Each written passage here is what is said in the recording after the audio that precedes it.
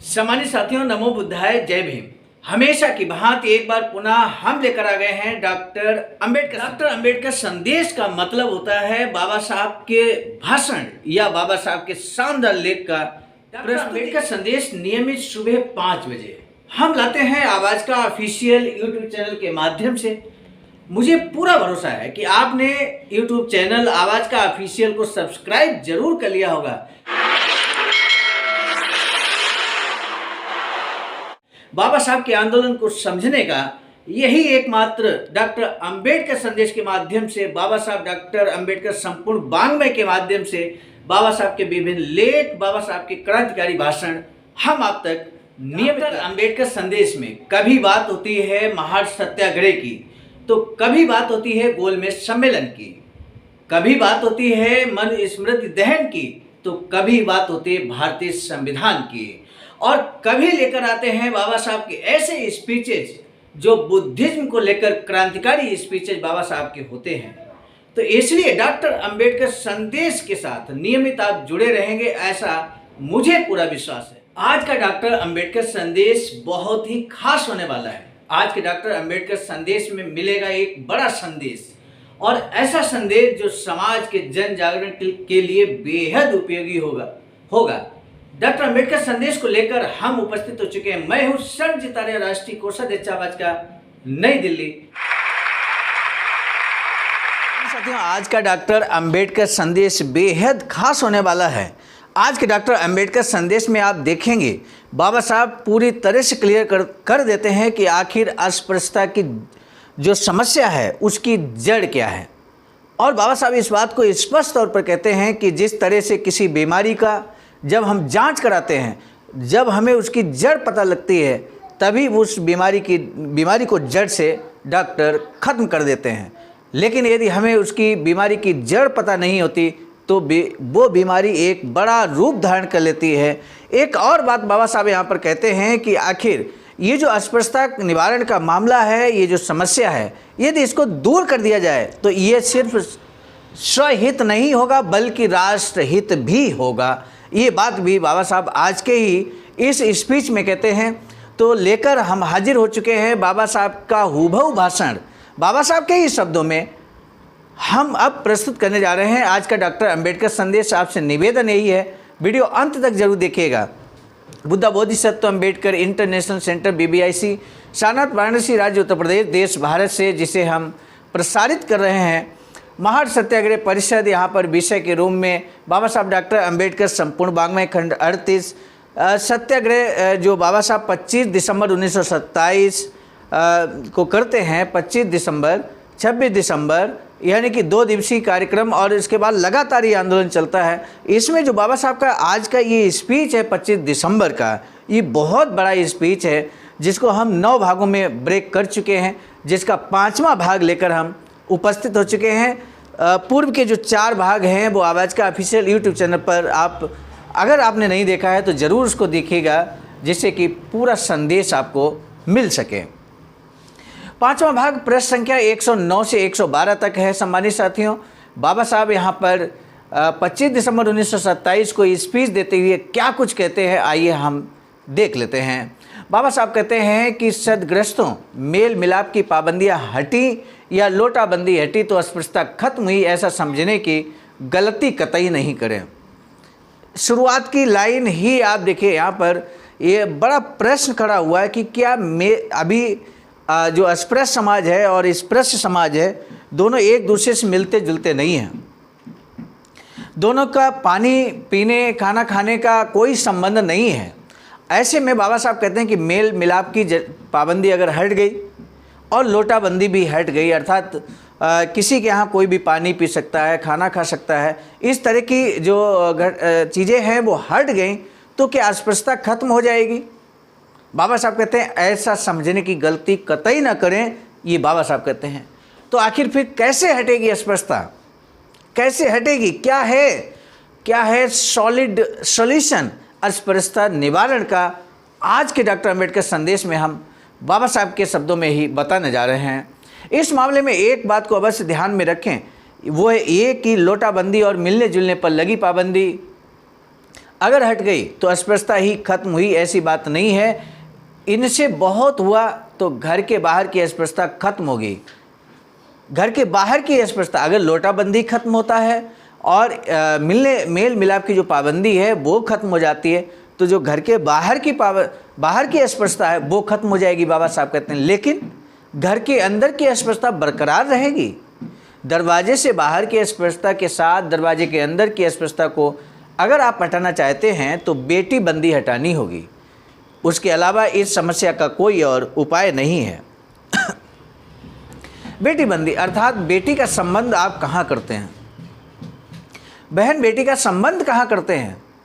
ढूंढ कर अपनी जात के अंदर करते हैं। तो ऐसे में यहाँ पर बाबा साहब कहते हैं ये जो बेटी बंदी का रिश्ता है इसको भी हमें हटाना होगा। अदरवाइज बाहर का अस्पृश्यता खत्म हो सकता है, लेकिन जो हमारे घर के अंदर की अस्पृश्यता है वो तो बनी रहेगी। और ऐसे में बाबा साहब कहते हैं अन्य नज़रिए से देखें तब भी बेटी बंदी को हटाना ही समता प्रस्थापित करने का सही मार्ग है। मुख्य भेद खत्म होते ही अन्य सभी भेद अपने आप खत्म होते हैं, ये सब जानते हैं। छोटे भेदभाव के खत्म होने से मुख्य भेद खत्म हो ही जाएगा, इसका कोई भरोसा नहीं है। मतलब छोटा भेदभाव खत्म हो जाए तो बड़ा भेदभाव खत्म होगा, ये गारंटी नहीं है। लेकिन बड़ा भेदभाव खत्म हो जाए तो छोटा भेदभाव खत्म हो सकता है। बेटी बंदी की एक बंदी से अन्य सभी रोटी बंदी, लोटा बंदी और मेल मिलाप की पाबंदियाँ अपने आप खत्म हो जाएंगी। बेटी बंदी को हटाने से अन्य सभी बंदियाँ अपने आप हट जाएंगी, कोशिश ही नहीं करनी पड़ेगी। मेरी राय में बेटी बंदी का बांध तोड़ना ही, ध्वस्त करना ही अस्पृश्यता निवारण का सही मार्ग है। उसी से सही मायने में समता स्थापित होगी। हमें अस्पृश्यता को अगर नष्ट करना है तो हमें ये पहचानना चाहिए कि अस्पृश्यता की जड़ बेटी बंदी में है। हमारा आज का हमला भले लोटा बंदी पर हो, लेकिन आखिर हमें बेटी बंदी पर ही हमें अपने हमले का रुख करना होगा। उसके बगैर अस्पृश्यता जड़ समेत नष्ट नहीं होगी। ये काम कौन पूरा कर सकता है? ब्राह्मण वर्ग इसे पूरा नहीं कर सकता। ये अलग से बताने की ज़रूरत नहीं है। जब तक वर्ण व्यवस्था है तब तक ब्राह्मणों की श्रेष्ठता बनी हुई है। कोई भी अपने श्रेष्ठत्व के अधिकार छोड़ना नहीं चाहता। अपनी मर्जी से आई सत्ता कोई नहीं त्याग सकता। कई शतकों से ब्राह्मण वर्ग ने अन्य वर्गों पर अपना सार्वभौमत्व बनाए रखा है। उसे छोड़कर अन्य लोगों की तरह ही उनकी बराबरी का व्यक्ति बनकर जीने के लिए वे तैयार होंगे, ये संभव नहीं हो सकता। जापान का सामुराई वर्ग राष्ट्र प्रेमी है, किंतु ब्राह्मणों में राष्ट्र प्रेम नहीं है। इसीलिए सामुराई वर्ग ने अपने विशिष्ट सामाजिक अधिकार त्याग कर राष्ट्रता पाने के लिए समता की नींव पर राष्ट्र में एकता की स्थापना करने के लिए जो स्वार्थ त्याग किया, ऐसा हमारे ब्राह्मण वर्ग से होगा, ऐसी उम्मीद रखना भी बेकार है। गैर ब्राह्मण वर्ग से भी लगता नहीं कि ये जिम्मेदारी निभाई जाएगी। गैर ब्राह्मण यानी मराठा और उसके समान जातियों वाला वर्ग असल में अधिकार संपन्न और अनधिकारी इन दो वर्गों के बीच वाला वर्ग है। अधिकार संपन्न वर्ग को थोड़ा स्वार्थ त्याग कर अपनी उदारता दिखाना संभव होता है। जो अनधिकारी वर्ग हमेशा अध्ययवादी होता है, क्योंकि स्वार्थ के लिए ही सही उसे समाज में क्रांति लानी होती है, और इसीलिए स्वार्थ प्रियता से अधिक सिद्धांत प्रियता उसके रग रग में बसी होती है। गैर ब्राह्मण वर्ग इन दोनों के बीच का वर्ग होने के कारण इनमें से एक के पास होने वाली उदारता उसके पास नहीं होती और दूसरे को प्राप्त सिद्धांत प्रियता उसके अंदर नहीं पनप सकती, और इसलिए ब्राह्मणों के समान अधिकार पाने से अधिक ये वर्ग अस्पृश्यों से अपने विशिष्ट अधिकारों को सुरक्षित रखने के प्रति ज़्यादा जागरूक होता है। सामाजिक क्रांति के इस काम में वह समाज अपाइज है। उनसे मदद पाने की उम्मीद लगाकर हम बैठें तो हमारी हालत भी कहानी में बताए जाने वाले उस किसान की तरह होगी जो अपनी फसलों की कटाई के लिए औरों पर निर्भर रहता है। उसके खेत में बने घोंसले में पक्षी अपने बच्चों से कहती है कि जब तक किसान अपने पड़ोसियों पर निर्भर है तब तक हमारे लिए यहाँ कोई खतरा नहीं है। अस्पृश्यता का निवारण कर समता की स्थापना करने का जो बीड़ा हमने उठाया है, उस जिम्मेदारी को हमें खुद के भरोसे ही पूरा करना होगा। सामान्य साथी, यहाँ बहुत बड़ी बात बाबा साहब कहते हैं, कोई भी समस्या का निवारण करना है, हम जल्दी तौर पे पड़ोसी पर टाल देते हैं कि पड़ोसी जब आंदोलन करेगा, डॉक्टर अम्बेडकर मिशन चलाएगा, तब हम उसके पीछे चलेंगे। ऐसा नहीं है, और ऐसे डॉक्टर अम्बेडकर मिशन पूरा भी नहीं होगा। हमें स्वयं कदम बाहर निकालना होगा और स्वयं की क्षमता के अनुरूप हमें कार्य करना पड़ेगा। बाबा साहब कहते हैं अपने अलावा किसी और के हाथों में ये काम नहीं हो पाएगा। अपना जीवन इसी कार्य के लिए है, यही मानकर काम शुरू करने में ही जीवन की सार्थकता है। ये पूर्ण कार्य हमारे हिस्से आ रहा है तो हम पूरे सम्मान के साथ उसको स्वीकार करेंगे। ये कार्य आत्मोद्धार का है, अपने उद्धार का है, इसलिए अपनी उन्नति की राह की अड़चनें दूर करने के लिए उसे स्वीकार करना ही होगा। अस्पृश्यता के कारण हमारी मिट्टी कैसे पलित की गई है ये आप सब लोग जानते हैं। आप जानते हैं कि किसी ज़माने में हम लोगों की सेना में बड़ी संख्या में भर्ती हुआ करती थी। सेना की नौकरी हमारे लिए वतनदारी के समान थी। उसी वतनदारी के कारण हम में से किसी को पेट की चिंता नहीं करनी पड़ती थी। हमारे साथ वाले अन्य वर्ग के लोग सेना में, पुलिस में, कोर्ट कचहरी में नौकरी पाकर खुशी खुशी अपना पेट पाल रहे थे, लेकिन उन्हीं विभागों में हम में से कोई भी आदमी आज नहीं मिलता। इसकी वजह क्या है? इसकी वजह ये नहीं कि इन विभागों में नौकरी पाने से कानूनन हम पर पाबंदी लगाई गई है, कानूनन सभी राहें खुली हैं, लेकिन अन्य हिंदू लोग हमें अस्पृश्य मानते हैं, नीचा और हीन समझते हैं। इसलिए सरकार ने भी घुटने टेक दिए हैं। वे सरकारी नौकरियों में हमारा प्रवेश नहीं होने देते। इसी तरह हम सम्मान के साथ कोई व्यवसाय भी नहीं कर पाते। पैसा नहीं होने की वजह से हम व्यवसाय नहीं कर सकते, ये कुछ हद तक तो ठीक है, लेकिन हमारी अस्पृश्यता के कारण हमारे साथ का छुआ माल कोई नहीं लेगा। यही हमारे व्यवसाय करने की राह की सबसे बड़ी मुश्किल है। कुल मिलाकर ये कह सकते हैं कि अस्पृश्यता सीधी सादी बात नहीं है, ये हमारी दरिद्रता और हीनता की जननी है। उसी के कारण हमारा ऐसा बुरा हाल हुआ है। इस हीन स्थिति से अगर हमें उबरना है तो हमें ये कार्य हाथ में लेना ही होगा। इसके अलावा हमारे सामने कोई चारा ही नहीं है। ये काम जैसे स्वहित का है उसी तरह राष्ट्र हित का भी है। अब बाबा साहब यहाँ कहते हैं कि ये जो अस्पृश्यता निवारण का मामला है ये हमारा खुद का हित तो है, लेकिन ये साथ ही साथ राष्ट्र का हित भी है। आखिर कैसे राष्ट्र हित है अस्पृश्यता निवारण? इस बात को पूरी तरह से बाबा साहब यहाँ सिद्ध कर देते हैं। तो आइए देखते हैं कैसे सिद्ध करते हैं बाबा साहब। बाबा साहब कहते हैं चातुर्वर्ण व्यवस्था के तहत अस्पृश्यता जब तक नष्ट नहीं होती तब तक हिंदू समाज के आगे कोई और चारा नहीं है। जीवन कला से उबरने का एक उपाय इस हिसाब से किसी भी समाज को जिस साधन सामग्री की आवश्यक ज़रूरत पड़ती है होती है, उस साधन सामग्री में सामाजिक नीतिमत्ता का बहुत बड़ा स्थान है। जिस समाज की नीतिमत्ता समाज को एकजुट करने वाली होगी उसी को स्तुत्य माना जाता है। जिस समाज में समाज को एकजुट करने वाले कारणों को निषिद्ध माना जाता है उसे जीवन कले में हार खानी पड़ती है। उल्टे जिस समाज की नीतिमत्ता इस प्रकार की है जिन कारणों से समाज में फूट पड़ती है उन कारणों को निंदनीय माना जाता है, उस समाज को जीवन कले में सफलता मिले बगैर नहीं रहती। यही न्याय हिंदू समाज पर भी लागू करना पड़ता है। चातुर्वर्ण व्यवस्था लोक विग्रहकारी व्यवस्था है और एक वर्णी व्यवस्था लोक संग्रहकारी है। खुली आंखों से जब ये बात दिखाई देती है जिससे विग्रह होता है, ऐसी व्यवस्था की जय बोलने वाले हिंदू समाज को बार बार हार का मुख देखना पड़ा, तो उसमें आश्चर्य की ऐसी कौन सी बात है? लोगों के जो बुरे हालात हो रहे हैं उससे अगर छुटकारा पाना हो तो चातुर्वर्ण का चौखटा तोड़कर उसे एक वर्ण होना पड़ेगा। इतने भर से काम नहीं चलेगा। साथ ही चातुर्वर्ण के अंतर्गत होने वाली असमानता को भी नष्ट किया जाना चाहिए। कई लोग समता के तत्व का मजाक उड़ाते हैं। प्राकृतिक रूप से कोई भी मनुष्य दूसरे मनुष्य जैसा नहीं होता। किसी का शरीर भव्य होता है तो किसी का शरीर बिल्कुल ठिगना दुबला पतला होता है। कोई जन्म से ही श्रेष्ठ बुद्धि का होता है तो कोई मंद या कुंद बुद्धि का होता है। जब इंसान पैदाशी असमान होते हैं तो समतावादियों का कहना लोगों को पागलपन लगता है कि जब सब लोग एक समान होते हैं। खिल्ली उड़ाने वाले इन लोगों को समता का अर्थ पूरी तरह समझ नहीं आया, यही कहना पड़ेगा। वे पूछते हैं कि अधिकार प्राप्ति किसी के जन्म के आधार पर, संपत्ति के आधार पर या अन्य किसी बात पर निर्भर न मानते हुए समता के सिद्धांत के अनुसार उसे केवल गुणों पर आधारित माना जाए, तो जो गुणहीन है, गंदा मलिन है, बुरा बर्ताव करता है, ऐसे व्यक्ति के साथ गुणवान अच्छे बर्ताव वाला व्यक्ति समानता से पेश आए, ऐसी मांग कैसे की जा सकती है?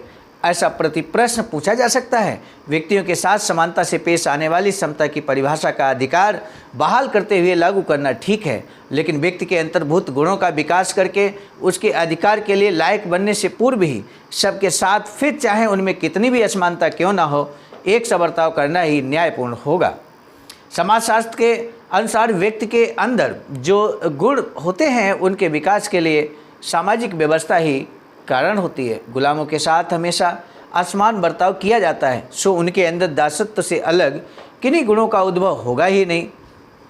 वे किसी अन्य अधिकार को पाने के योग्य नहीं बनेंगे। उसी प्रकार अस्वच्छ गंदे मलिन इंसान को स्वच्छ साफ सुथरे आदमी द्वारा गंदे आदमी को न छूने से, उसे धुतकारने से, उसका बहिष्कार, उस आदमी को अपने से दूर करने पर, उसके साथ होने वाला हर व्यवहार बंद करने से बुरी प्रवृत्ति वाले इंसानों के मन में कभी अच्छे तरीके से जीने की इच्छा ही पैदा नहीं होगी।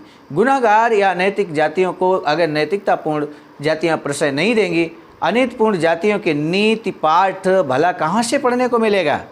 इस बारे में जो उदाहरण दिए हैं उनसे ये सिद्ध होता है कि इसके अंदर समता के गुण नहीं होते, वहाँ उन गुणों को उत्पन्न करने, जिसके अंदर समता के गुण नहीं होते वहाँ उन गुणों को उत्पन्न करने के लिए वे भले कारण न बने। लेकिन ये बात सच है कि समानता के बर्ताव के बगैर सुप्त गुणों का विकास कभी नहीं होगा।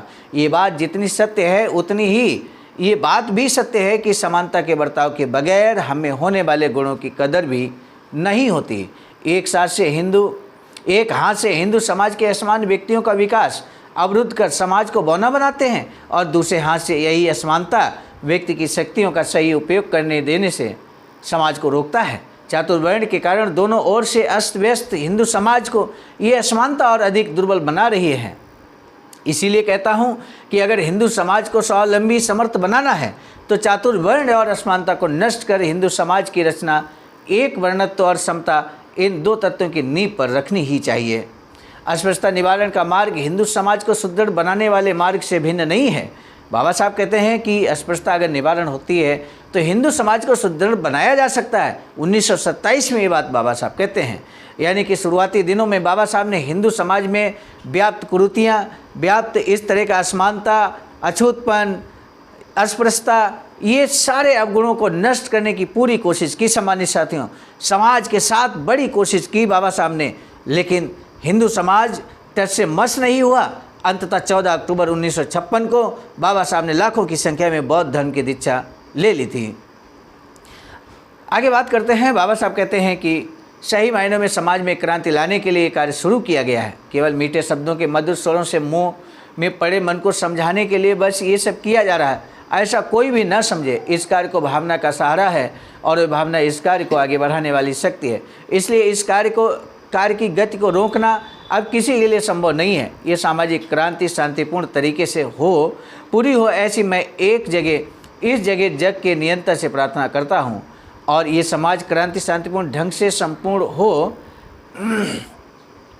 इसकी जिम्मेदारी हमसे अधिक हमारे प्रतिपक्ष पर अधिक है। इस बारे में किसी को शक नहीं हो सकता। समाज में आने वाली पीढ़ी, आने वाली ये क्रांति अत्याचारी होगी या अनत्याचारी होगी, ये पूरी तरह स्पर्श लोगों के बर्ताव पर निर्भर करता है। 1789 की फ्रांसीसी जो राष्ट्रीय सभा है, क्रांति है, को अत्याचार करने के लिए जो लोग दोषी ठहराते हैं वे एक बात भूलते हैं कि फ्रांसीसी राष्ट्रीय सभा फ्रांस देश के राजा ने अगर छल कपट भरा व्यवहार नहीं किया होता और वरिष्ठ प्रजा ने यदि विरोध नहीं किया होता और न ही परायों की मदद लेकर उसे दबाने की कोशिश का पाप किया होता तो इसे क्रांति की राह में अत्याचार नहीं करने पड़ते। समाज की वह क्रांति शांतिपूर्ण ढंग से पूरी होती। हमारे प्रतिपक्ष से भी हमारा यही कहना होता है कि आप हमारा विरोध न करें।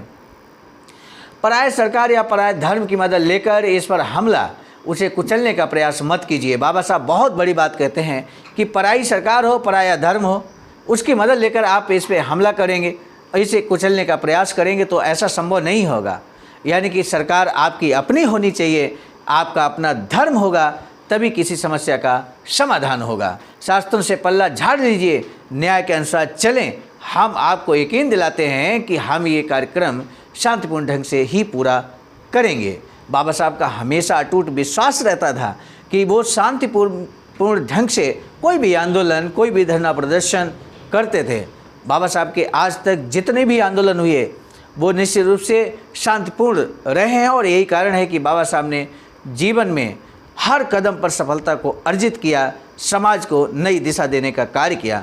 आज का डॉक्टर अंबेडकर संदेश यहीं तक है और छठा भाग लेकर हम जल्द ही उपस्थित होंगे। सम्मानित साथियों, बाबा साहब की अधूरी इच्छा के अनुरूप वैचारिक सेंटर निर्माणाधीन है और जो किसाननाथ वाराणसी उत्तर प्रदेश में अकाउंट नंबर IFSC कोड यहाँ पर दिया गया। आप भी कर सकते हैं इसमें महत्वपूर्ण धर्मदान, बहुमूल्य धर्मदान। आह्वान है आपका इसमें धर्मदान करने के लिए। आप भी इतिहास में नाम जरूर दर्ज कराएंगे। इसी उम्मीद के साथ आज का डॉक्टर अंबेडकर संदेश समाप्त करने से पहले हम आपको बता दें, आज का डॉक्टर अंबेडकर संदेश हम लेकर आए थे मिशन नायक बुद्ध मित्र मुसाफिर राष्ट्रीय महासचिव आबाजका की प्रेरणा में, साथ ही साथ संकलनकर्ता गुरु में परम आदरणीय विजय कुमार बौद्ध जी प्रांतीय कोषाध्यक्ष आबाजका बिहार एवं प्रस्तुतकर्ता गुरु में मैं स्वयं शरणजीत आर्य राष्ट्रीय कोषाध्यक्ष आबाजका नई दिल्ली। पुनः मिलेंगे नए डॉक्टर अंबेडकर संदेश के साथ। तब तक के लिए दीजिए इजाजत। आप सभी को सादर नमो बुद्धाय। जय भीम।